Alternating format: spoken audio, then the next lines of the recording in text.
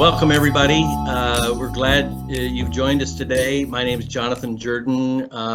With me is a longtime 30-plus year friend, Phil Berry.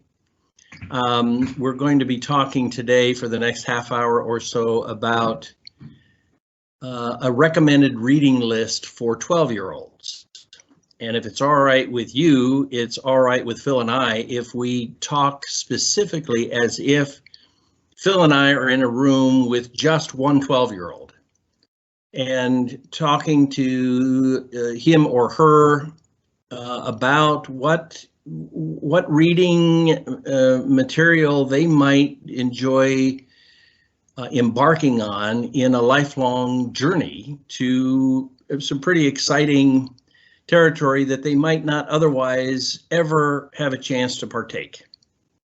So we've got our own reading lists. Mine happens to be 34 long, which is way too long. And I'll post this at the end of the podcast so that you can see that. And Phil will do the same thing if he has a concrete list. We're going to spend time talking about our recommended list, but not all of them. And we're going to talk about some other issues like how to read a book, what our journey has been all about. And if we get really deep, again, in talking with our 12-year-old, we'll talk about what the relationship is, at least between reading and thinking. By way of a bio, Phil has 4 children and I have 4 children. So that in and of itself should satisfy most people as to our qualifications for addressing such an interesting and important topic. We'll also have a brief bio of Phil and I at the back of this podcast as well. Phil, any initial thoughts? It's great to be here. Love the concept. Jonathan and I have been going back and forth on these kinds of issues and opportunities for 30 years, including my own. I wasn't quite 12 years old, but wasn't far off of it, and the ongoing conversation with it. So it's wonderful to be here and appreciate the chance to share some thoughts and perspective. Terrific. Let me just start off and dive into one of the items that I have on my list. Again, the whole list will be at the end of the podcast, and that is a recommendation to read a comic book on Superman, Batman, and Wonder Woman.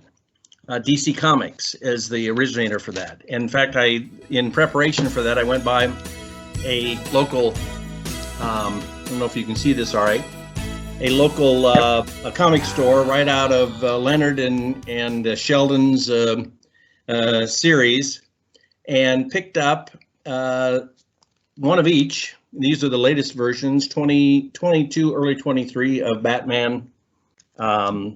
Which one's this one? Wonder Woman and Superman. I have determined that in preparation, certainly for this list here, and in my readings, that you cannot read anything that was published after World War II, when these super characters began to emerge.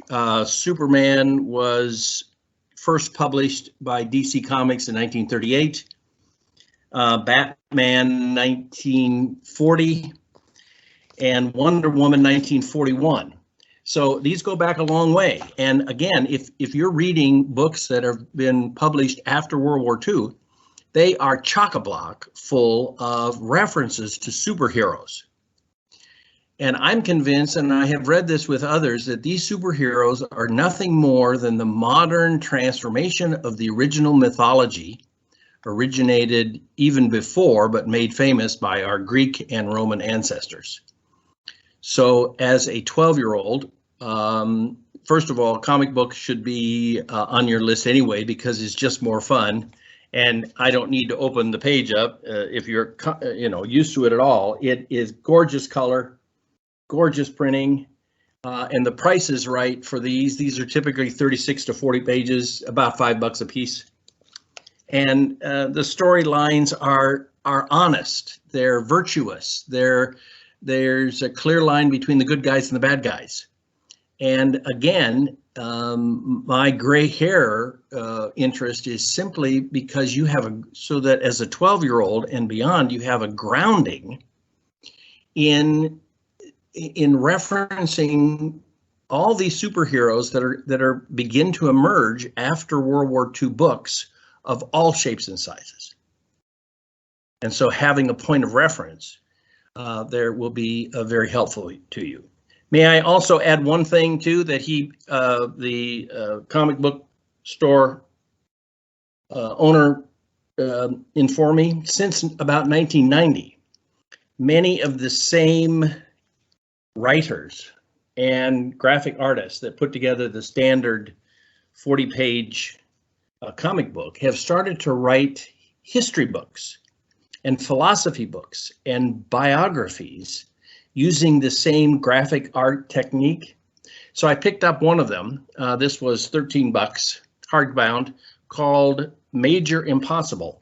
And it's a biographical sketch of John Wesley Powell, who was a major in the Civil War and then became the original mapper of the Colorado River about just 4 years later after the Civil War. And it's a beautifully written, it's probably about 90 pages. I don't know if you can see the beautiful graphs, and it's cartoons, but it's based on factual data about this terrific American hero, John Wesley Powell.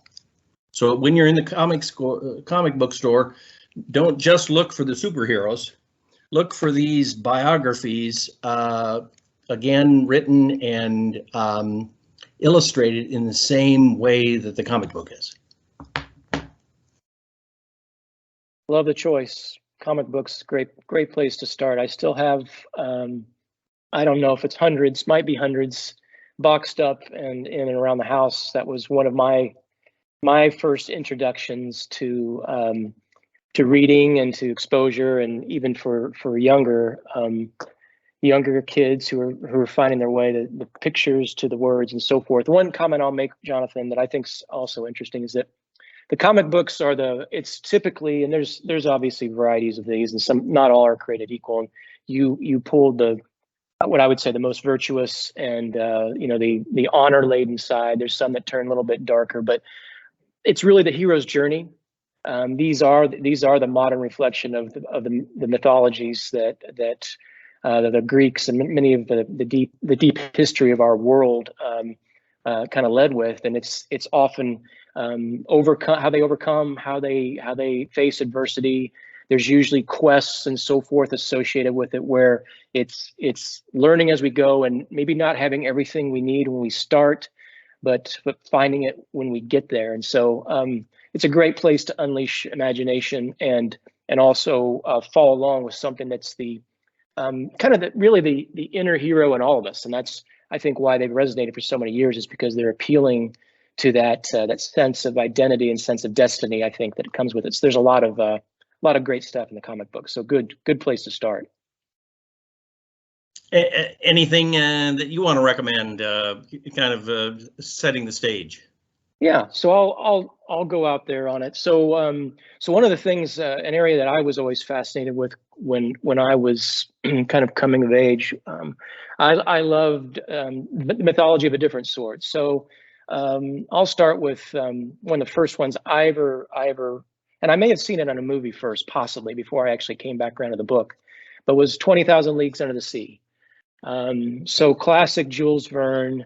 Wonderful story that was an interesting mix of science and myth, if you will, because it was a very, there was very much a science element to it, some very, very mature themes, but a lot of adventure and a lot of real adventure, because it was on the front edge of technologies and things that people were thinking about in the time. I'm guessing this would have been mid-1800s, I'm thinking, when it actually was written. I think so. And I actually picked it up recently. So I picked up, reread it, and it's like a trip down both memory lane as well as just reigniting the imagination. One of thinking, how do they imagine these things, but also the detail around what this journey was, the 20,000 leagues, of course, being a journey of distance, not a depth, which I for years I thought was depth. I think we all did. But from learning about creatures in the ocean from what they understood them to be at the time it was written, which actually a lot of things quite accurate. The understanding of whaling in many ways, the understanding of these technologies, and then the wonder of both the exploration, the fear and the danger, and the adventure of it. So I'll throw it out there with the 20,000 Leagues Under the Sea start as a place to provide the imagination a lot of room to run, and a lot of factual things that are both intriguing in terms of thinking about it, but also amazing at the same time to think, wow, it is an amazing world, both above and below the waterline. And to think that some of these technologies like, underwater oxygen tanks and propulsion by a submarine could have been imagined in the 1850s. And you think, gee, if that could have been imagined when those things were 100 years or more in the future, what could we imagine today that it would be preposterous for our buddies to listen to our stories, and yet in a mere few decades, 100 years or more, it could be a reality, ho-hum as our iPhone. It's staggering. The interesting thing about that is for all of our trending now towards electricity, the Nautilus was all electrical. It was all electric, literally, including a conceptual thing around batteries and even a electric weapon, electrifying the surface with to actually keep things off of the metallic surface of this craft. So just really amazing thought around what could be and a vision for what might be in a place where they almost couldn't conceive of being able to do these things. So amazing story. Terrific book, and absolutely readable by a 12-year-old. I mean, there aren't, even though he's going into some depth of biology of the plants and the crustaceans on the floor of the sea, it's all doable for a 12-year-old. And that's a great point. I actually just discussing this morning, but one of the things that we often, one of the things that I often made a mistake of was one and done. I'd go out and I'd pick something up and I'd consume it, and then I'd move on and hope at some point I had some reference to it later on. And you talked about how to read a minute ago when we were kind of prepping for the conversation. And one of the lenses I would encourage anyone listening to this to kind of look at the way they consume a book is as like a painting in many ways, in terms of the layers of it, and recognizing that there's a place and time where you might encounter a story, an author, a book, and strike you a certain way, and you might pull certain elements out of it, but then returning to it later, you find many new things that you glossed over, things that didn't make sense, words that you just didn't understand.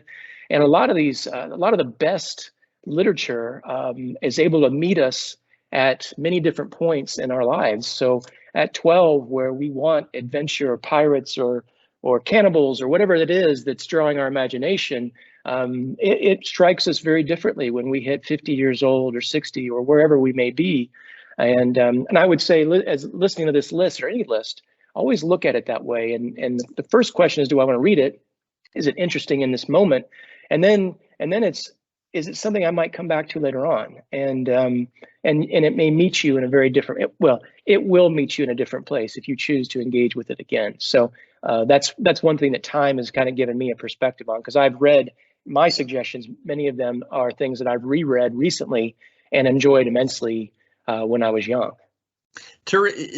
Absolutely. In fact, can I give you an example for me? I read Alice in Wonderland and Through the Looking Glass at 10 or 11, 12, and didn't come away with it bowled over. It was just, interesting storytelling, but it was not anything that I could relate to as a 10 or 11-year-old. Well, I happened to pick up it again just last year, And this time I picked up what's called an annotated Yes. version, which is, in this case, all the text was on the left-hand column of the page, and then the right-hand column of the page was the editor of this annotated version's comments. Comments about the characters that he was developing, comments about the illustrators, because in the case of Alice in Wonderland, Lewis Carroll had I don't believe he did his own illustrations, but he had someone close by who did the original illustrations, which we all remember. If we remember anything about Alice in Wonderland, most of us remember the illustrations more even than the verse. Right. At any rate, as an adult, approaching 70, I read it again, and it is fabulous. The kinds of things, both the real words and the hidden meaning behind these words, when he himself is trying to talk to this little girl who's about 12, who happens to be a neighbor, a younger sister of another gal that the two of them come over to Lewis Carroll's home because they're neighbors all the time to play. And he gets into storytelling, and he wants to tell a story to a 12-year-old girl that will somehow relate to her. It's unbelievably fun and deep. So, Phil, you're absolutely right. Many of the things that you read at 12, if you read them again at 20 or 30 or 40 or 50, may have significantly different meaning to you, because of the new experiences, the new skills, the new relationships that you have, the new set of ambitions and dreams and desires that you've amassed. Exactly. So very true. I recently reread Lord of the Rings, the series on that, which had started for me with The Hobbit, and I don't know where I was the first time, 10, 12. I've read it numerous times, the entire series, of course, saw the movies and so forth. But one of the things that's interesting about that is because what drew me in initially is the awe and wonder of the magic and the mystery and the strange exotic creatures in this really robust, complex world. Which is all amazing at just its surface value. Then as you move on and you start to see behind some of it and learn more about Tolkien as the writer, or the time where he was writing these things, or the other characters he encountered in the world who influenced his writing, or his own spirituality, his own Catholicism in his case, where these things become imbued in not just some of the narrative and some of the characters, but also in some of the broader themes, which you won't necessarily see at 12. And I didn't see it at 12.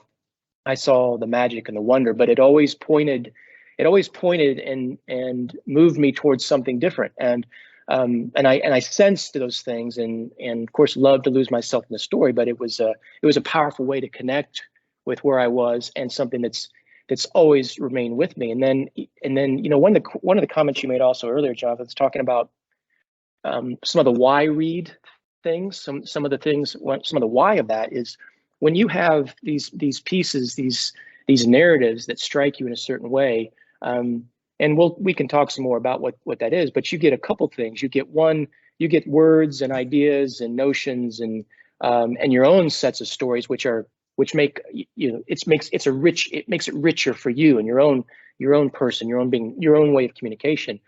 But it also points to something of our own world. There's historical elements, and there's other themes of things we run into, and including the problems we face.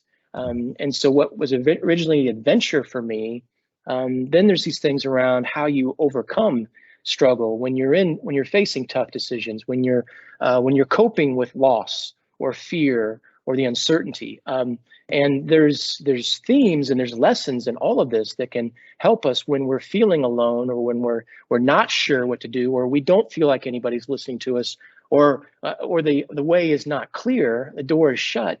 The stories ultimately tell us that, what is it that Chesterton says? It's not that Fairy tales are not to convince anyone that dragons are real. It's to convince us that we can deal with them when we encounter them. And I think there's, and I butchered that, but it's something to that effect. And I think there's a lot of power in that for us at 12 or at 60, 70. So another little start on a theme there. Yes, I would second that by saying that one of the reasons that we read, good boys and girls, good men and women read, is that we can't possibly experience the life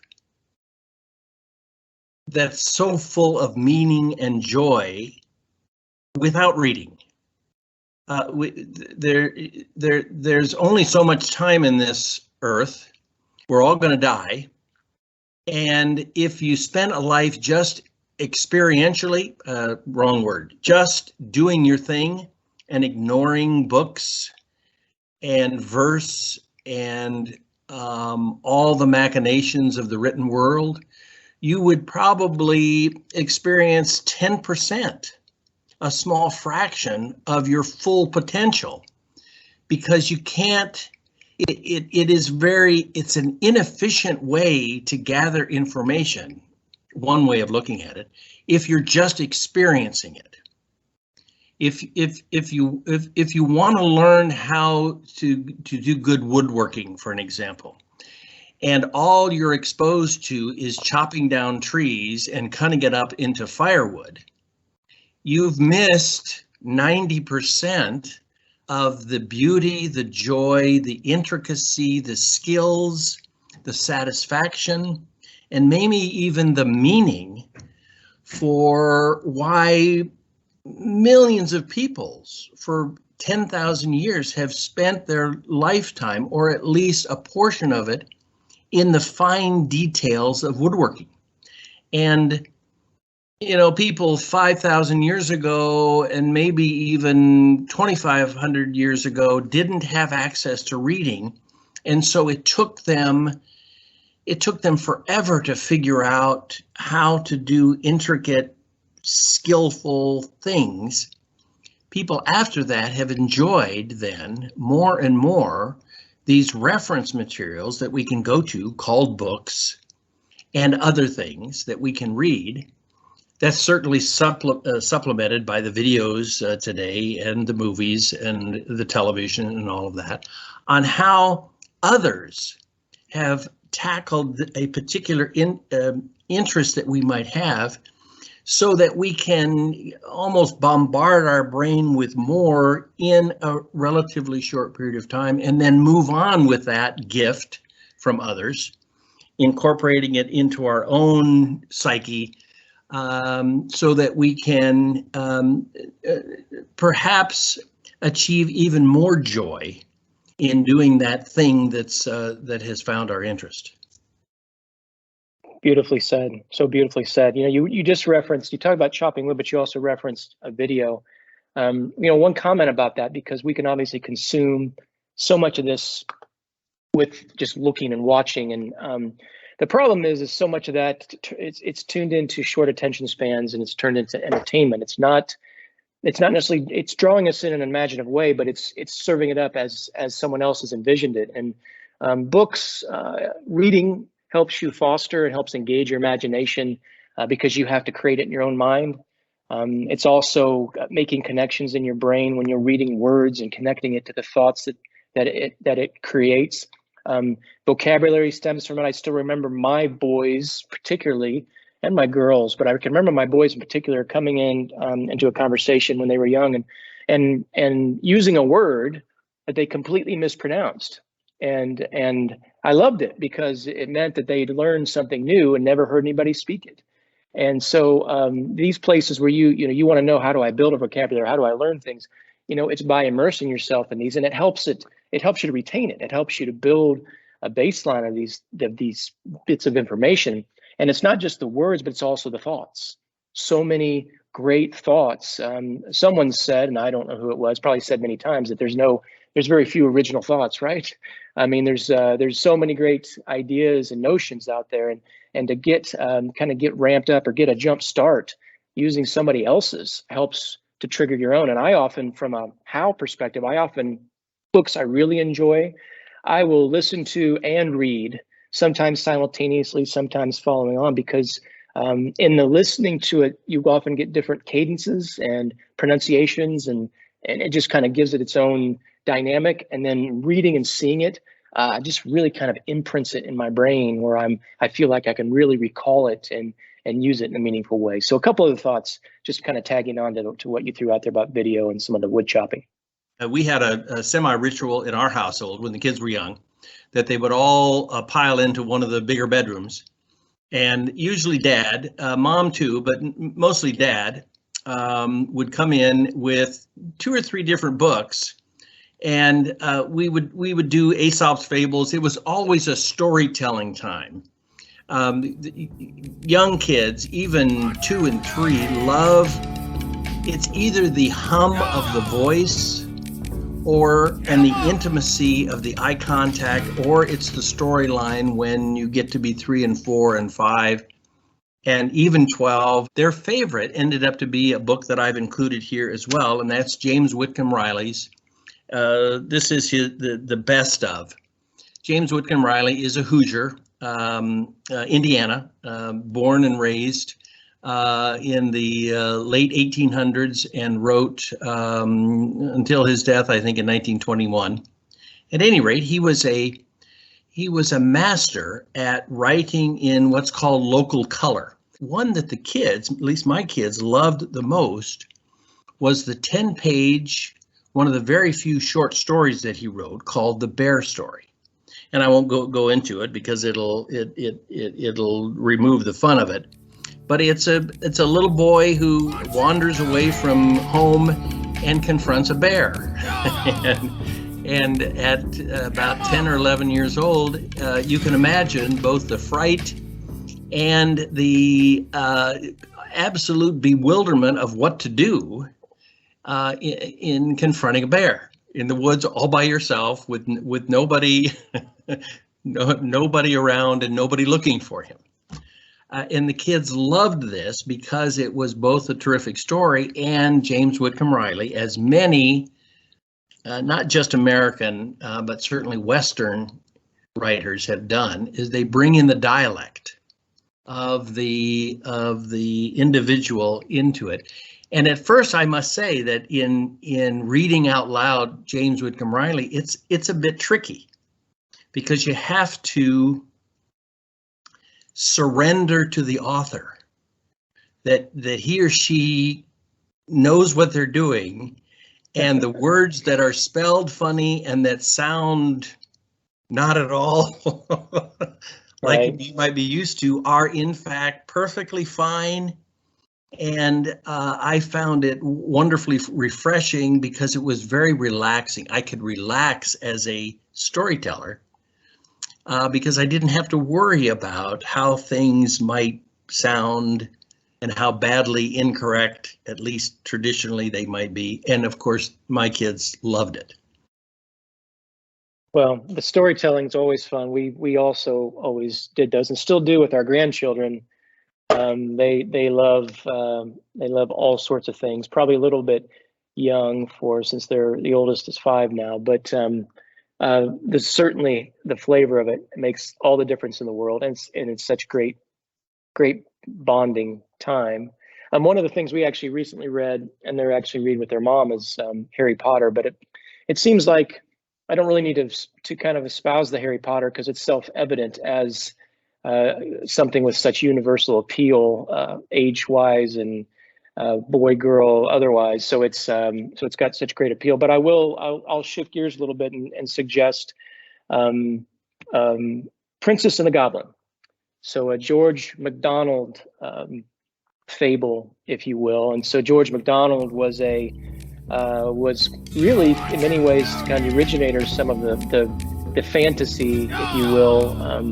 The Princess and the Goblin's a story about a princess, and it's got fairy godmothers in it and literal goblins who are doing things in and around the storyline. It's got a hero, Gertie, an interesting, curious name. But it's a magical story, and it's not super long, but it's one that appeals to many ways because it's captures the imagination and the magic of it, and the themes of honor and service and caring and concern and the fears and so forth. But it's one of the interesting things about a writer like a George MacDonald and a story like that. It was one of the sources for inspiration for such later authors as C.S. Lewis or G.K. Chesterton or J.R.R. Tolkien, who all found inspiration in this kind of genre that he created in the late 1800s, many ways with some of his own writing and some of his own imagination that all of them will frequently reference as places in there as young men, boys, 10, 12, whatever it was, that they came across these stories and sparked their own creative imagination. One of the things that I wanted to dive into, if I had the opportunity, was to learn more about the Wild West, the early American stories of west of the Mississippi, because I know nothing about this, and I wish as a 12-year-old I had put my toe in at least one of these great writers of the American West, and there are many, many wonderful writers, both men and women. But the one I've got here on the list is Louis L'Amour's short story on the Cherokee Trail. And one of the unique parts of this is that the main character in his short story, and it's only about 150 pages, and Louis is one of those writers where you can sit down and 2 or 3 hours you can knock the whole thing off. It's a breeze. This is about an early stagecoach or overland coach in a staging area. And in the 1850s, in order to go from point A to B in the West, if you didn't want to walk, which most people did, and you didn't have a horse, or you didn't want to ride a horse, you hopped in a stagecoach. And they had stagecoaches aplenty in all over the West, certainly after they were initially pioneered and discovered. And you could get almost anywhere. In fact, Mark Twain's famous book, Roughing It, talks about him hopping on a stagecoach with his brother and going from St. Louis to Carson City, Nevada, to help his brother, who was helping out the new governor of the Nevada Territory. And then Mark Twain stayed there for 3 or 4 months, did some mining, wrote publications for one of the Virginia City nearby towns newspaper, and then hopped on a stagecoach again for San Francisco. And Roughing It is his tale of it. Well, in Louis L'Amour's fictional version, this is a stage near Fort Collins, Colorado. So it's kind of 3/4 of the way between what's now Denver and what's now Fort Collins, in the plains, not in the mountains. And this was a coach that was going from early Denver up to Cheyenne. And back then they would have these stages about every 20 miles or so, depending on the ruggedness of the terrain. And Louis does a beautiful job of describing not just the landscape, how rugged and fierce, how hot the summers were, and how absolutely bone-chilling the winters were, but also the people that populated this area. And it not only included the pioneers, it included wealthy Europeans who provided cash, if you will, to a cash-strapped economy. Most everybody traded in those days, again in the 1850s. They didn't have cash money, and the United States government was very, we'll call it miserly on printing money, so that only a few people had money. But it also includes Indians, multiple tribes in this story. It includes outlaws, and it includes this crazy thing that I have not read it in other parts of the world, called the renegades. So these early pioneers, and not to belabor the point or spoil the story too much, but the stage arrives one day with the new manager of this stage. and it happens to be a woman who's been recently widowed from the Civil War. Her husband was a Union officer and was killed, and so she's there with her young daughter and a friend of hers, and they're to take over in the Wild West this stage, which is it's most inhospitable for men, and absolutely must have been a frightening place for women, single or not. And it would be a great way for any 12-year-old, girl or boy, to be introduced to the Wild West, again, in about 150 pages. Great. I've actually never read any, at least that I remember, other than seeing some of the very colorful covers on some of the novels at the pharmacy or the drugstore, kind of passing by. It always looked like a lot of adventure. But the Wild West, what a place to roll. I'll throw out another one, not Wild West related, but sometimes getting a bigger book can seem overwhelming, depending on the appetite of the reader. And I grew up with these series. They used to have and mysteries might be another genre. So you had the Hardy Boys, and you had Nancy Drew, who would have predated me a little bit, but I can remember the series of these books, which were younger sleuths, and they were kind of more bite-sized and in serial. Not that you needed the one, but if there was kind of a flow to it, because it's similar characters who found different things to different puzzles and problems and crimes to solve, and in their respective eras.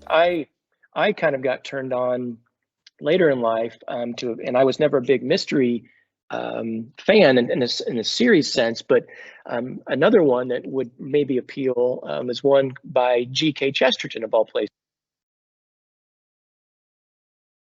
Literally a Catholic priest who is solving mysteries in and around his parish in turn of the century England. Once again, bite-sized in the sense of it's a story, it's a case, it's a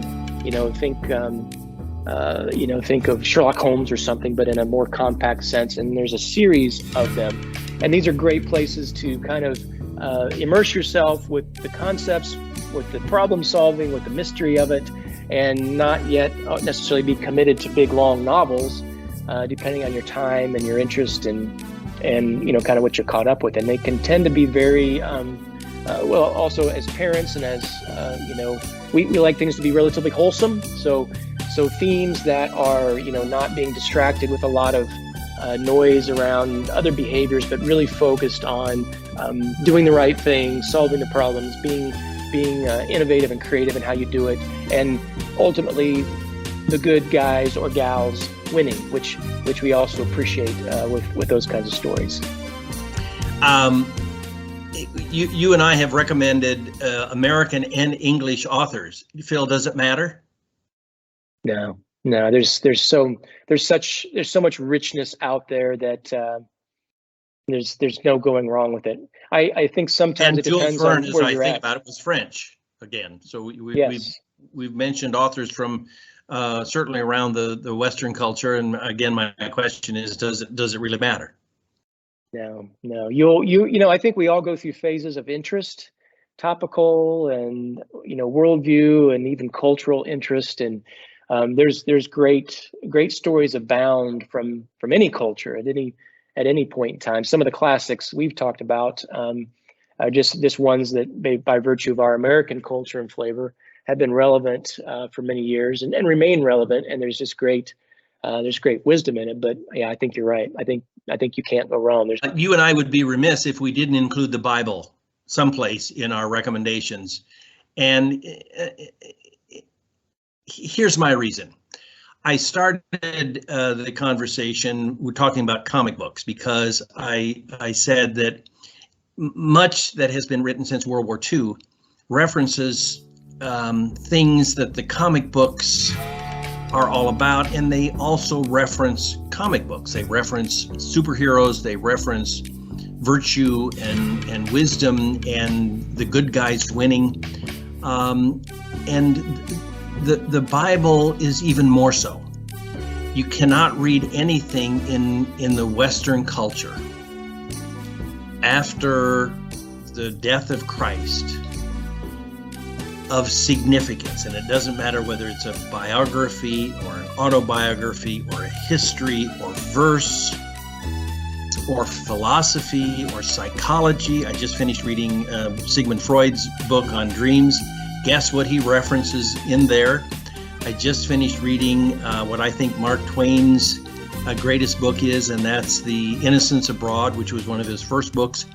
Guess what he spends, I don't know, maybe a third of the book talking about, and that's the Bible. So as a 12-year-old, if you want to get more out of your reading,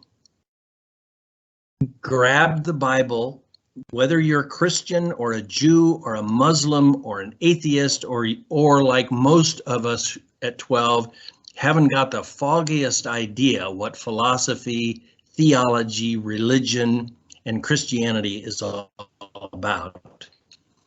Grab the Bible and at least thumb through it, because you're going to be bombarded with references of the Bible, regardless of what you read. It's all in there. It's a library unto itself. It has all genres. It has adventure. It has loss. It has hope and desolation. It's got all of it across really, I mean, a broad stretch of history. So I couldn't agree more. I know that as time has gone on, there's been some places that have captured my imagination and my heart more than others at different points, but there's something for everybody within it, and there's always both the lesson learned and not always the best lessons. Many of the best and many of the worst behaviors imaginable are on full display throughout the Bible. It's been going on from the beginning, and yet hope continues, and there's always that. It's always pointing towards the hope of it. So yeah, even at 12. There's plenty to get in and get your head around, and once more, that the Bible is a library that will meet you different places throughout life, and is something you can always return to. But yeah, the references on it, yeah, you really can't get away from lots of the storyline, the characters, the bad examples and the good examples will recur throughout pretty much everything else you're reading for the rest of your life. It's a big book, Phil, and it's for a 12-year-old, it's pretty daunting. Where would you recommend a 12-year-old step into it? You know, I actually have, I read it last year. I listened to it. I did a Bible in a year exercise where it was basically a little bit every day. And it was the first time I'd gone front to back, if you will. And there's a lot of good examples of reading plans around it in places that you might start. For me, I love the stories of David, and a lot of the earliest recollections I have from a biblical perspective were around David and Goliath, or the battles, or the things associated with those things, and those captured my imagination very early on, and I can remember that. But then moving from that, you moved into so from Samuel, then moving into the Kings, where you start looking at the wild characters that came in throughout for the Jewish tradition throughout, from Samson on, just all sorts of good, bad, and otherwise behavior, but sources for great adventure stories in my mind, and those were the things that caught me early on. And then later in life, I moved on to more of the New Testament things, which a lot of things pointed, much of the Old Testament pointed in that direction. So finding the stories then that pulled other stories forward. So I would start with where your heart calls you. The adventure always caught my attention, and the Old Testament adventure is pretty tough to beat for a particularly a young boy who's wondering about weapons and armies and all those sorts of things. Is there any other book like comic books and like the Bible, to pick just two, that you have run across in your readings that seem to keep popping up again and again and again in the authors, whether it's a man or a woman's toolkit to describe an event or to further a storyline or to provide insight into a character? You know, anything you can think of? Shakespeare's the one that is recurring constantly, and Shakespeare's difficult. But one of the things that's fascinating is, as time has gone on, the resources for it, and there are now versions available for pretty much every age group. And I think for a young 12-year-old, to find some versions of Shakespeare that have been either annotated or put into a comic book form or something, because you cannot get away from the themes of Shakespeare. They are everywhere. Even if you don't movies, other books, people have been copying and rewriting and retrying Shakespeare's themes and stories ever since he came on the scene. And I would encourage, and I didn't figure that out until later. I'm like, why is this? What do you mean that's Romeo and Juliet? What do you mean that's? I mean, it just keeps coming up. So Shakespeare would be the one I'd say. Find an entry point to Shakespeare, because it's a good one to start on and start figuring out early, because you're gonna have to deal with him at some point for sure. I think if you can get introduced to any of these great works in some fashion, you have there's always time to go back and appreciate the beauty of the artistry of the originals of them.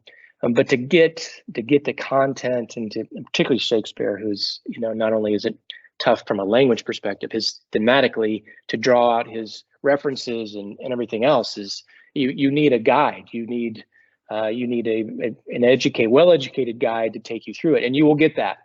It's going to happen. But there are ways to get connected with some of the themes that could be a great foundation, and the resources are there today for a 12-year-old to engage with what are really great and timeless stories in some fashion. So that would be one that I would say would be worth exploring from a 12-year-old perspective. I do want to throw this out to our 12-year-old that there is a reason that we have a nearly a 2,500-year history of rich reading material.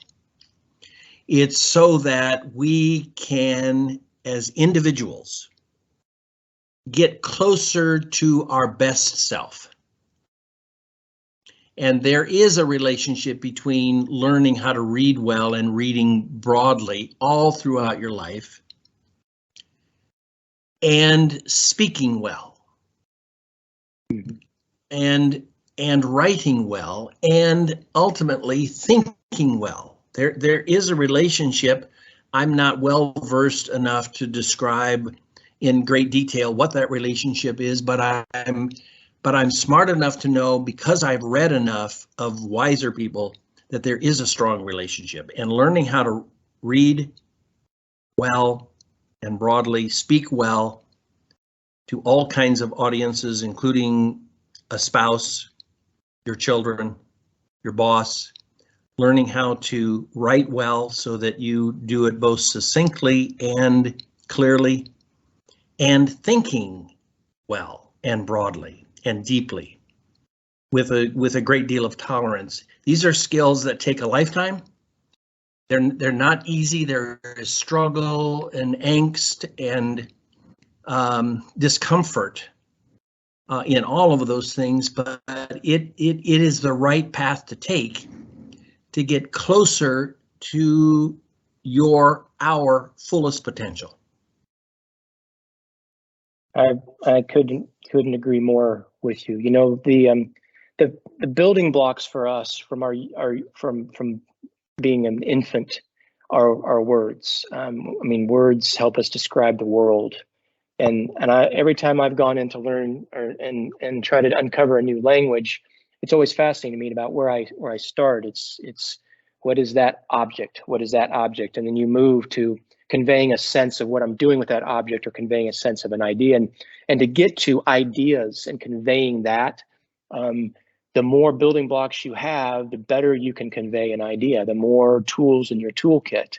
And so first of all, vocabulary. I mean, you've got to consume a lot of sources, because otherwise it's easy to use the same words. We won't expose ourselves unless we expose ourselves. We can't pick up new words, won't appear into our heads. So you have to go find them, and only by exposing will you get them. And then after that, it's a notion of how you use them. And the more you see other people using them, good, bad, or indifferent. I'm at a stage in my life where there's books which I consider not good, and there's books where I consider good. My taste may be some entertainment and what I prefer, and some of it may be simply, I don't think that makes sense. And the way you get there is by engaging with it. And reading, there is just a process of putting those things into your head by seeing them, those words and those thoughts conveyed and how they're structured, that you just can't, you can't replicate it. There's just no way to get it fully integrated into yourself without immersing yourself in it. So I would say it's incredibly practical, and it's likely that the people that you consider the smartest, the most capable, the brightest, or whatever, are the ones who have big vocabularies or able to articulate an idea that can convey themselves and carry themselves, and they have the confidence to. Because the last part of it is the confidence. It's knowing that I've gone through enough of these things and I've thought about it and I've wrestled with it where it's not easy. And it's not easy for all of us to sit down and pick up a book and read a story and bring it in and be able to think through what it's saying and then retell that story in our own words.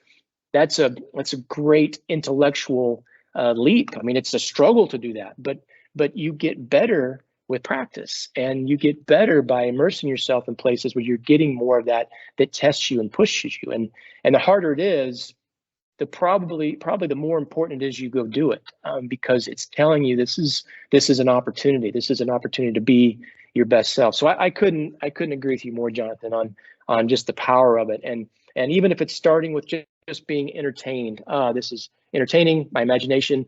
That's okay. Walk it. Follow it. If it's a certain genre, follow it and be entertained with it, because it's forming you as you press on, as you go through it. It's changing you, and it's giving you tools that you will be able to come back and use. And the best ones are the ones you don't have to think about, because they're in your toolkit and you know when and where to pull them out. And that's I think that's what reading does. I think it puts us on that path. And so is it safe to say that you're closer to your best self because of the books that you've read? I'm trying. I read about 20 books a year now. I'm very selective about it. I try to mix novel and literature types fiction with biographies and then other things that are related to either my spirituality or my craft. I love getting out some of these things that we referenced today, and I'm going to pull some off your list because it looks like an adventure, and I'll add them to kind of go back through, because they're beautiful, and it helps us be the person we can really be by virtue of pursuing that. So yeah, I would say it helps me be at least as near to being the best I can be as I can.